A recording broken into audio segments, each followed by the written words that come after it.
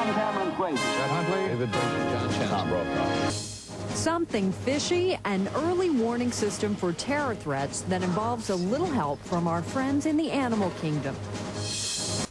NBC News in depth tonight, heading off terrorism. All this week we've been looking at the high technology anti-terror methods in use around the country, getting new scrutiny in the wake of the London terror plot. Well, tonight we're focusing on a completely different kind of terror prevention, and it involves some members of the animal kingdom and not just the usual suspects. Here's NBC's Pete Williams in depth tonight. Among the newest guardians of 2.5 million people in the San Francisco Bay Area. And the water they drink is a tiny group on duty 24 hours a day inside this well-secured treatment plant. In this tank, to be exact, 8 fish, all bluegill. We're able to get a jump on monitoring the slightest change in our water quality, from things that will cause no harms to humans to things that may cause death.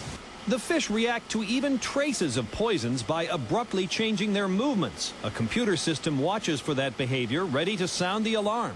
Well, fish, unlike any other man-made sensor, have a very broad band or wide detection range. They can detect a number of toxic chemicals. They don't need calibration, and they're never wrong. Since 9/11, there's been an explosion in demand for another kind of highly sensitive detector, this one in the noses of dogs. They can be trained to sniff out thousands of kinds of explosives at such minute levels that even sensitive electronic detectors can't find them. Eric Rizza, a police officer from Everett, Massachusetts, wants to be a dog handler to help safeguard his city's huge liquefied natural gas port. Good boy.